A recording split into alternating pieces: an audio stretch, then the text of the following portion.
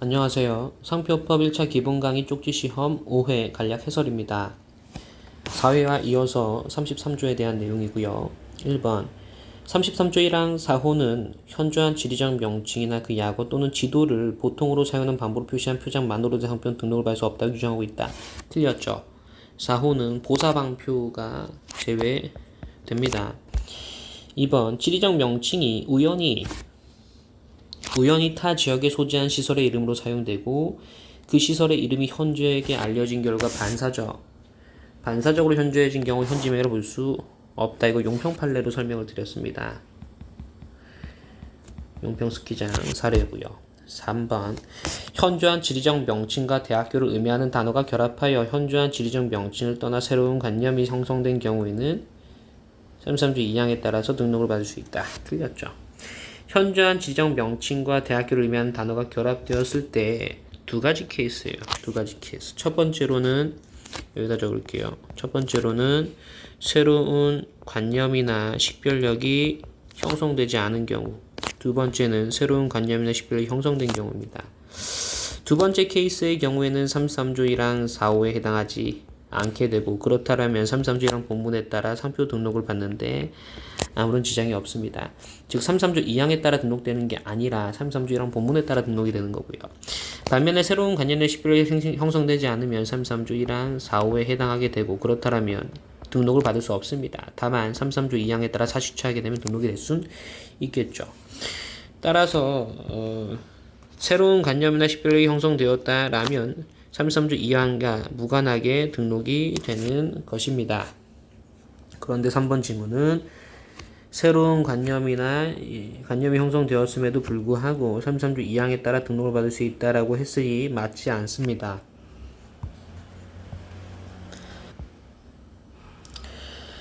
4번 간단하고 흔한 표장만으로 된 상표는 등록을 받을 수 없다. 맞죠? 33조 1항 6호 33조 1항 6호는 보사방표가 빠져 있는데 잘 표현이 되었습니다.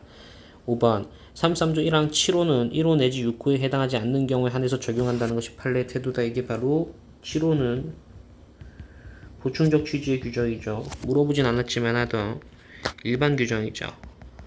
일반 규정. 즉 1호 식별력 없는 모든 상표를 법문에 나열하는 건 현실적으로 곤란한 일이기 때문에 일반 규정 성격을 지닙니다.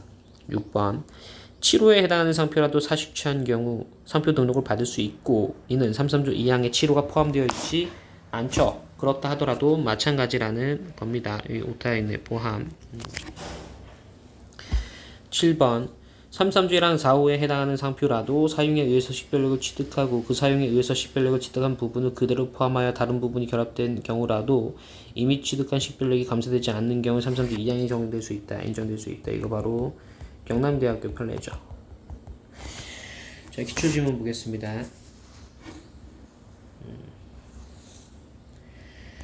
1번 첫 번째 거 상표법 33조 2항 소정의 사용에 의한 식별력 취득이 인정되어 상표 등록을 받기 위해서는 출원인이 출원 전 그 상표를 상당한 기간 실질적으로 독점 사용하여 수요자 간의 특출식이 돼야 되죠.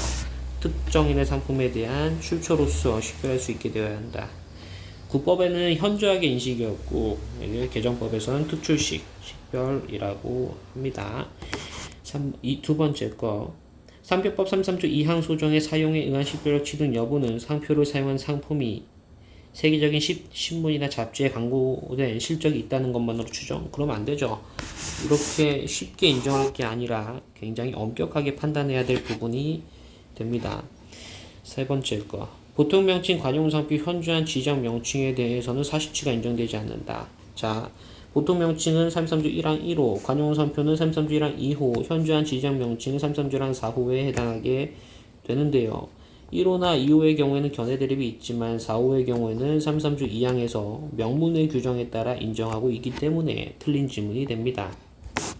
33조 2항에는 3호 내지 6호만 명문의 규정에 있죠. 근데 4호 명확하게 이제 사실취할 수 있죠. 네 번째 거.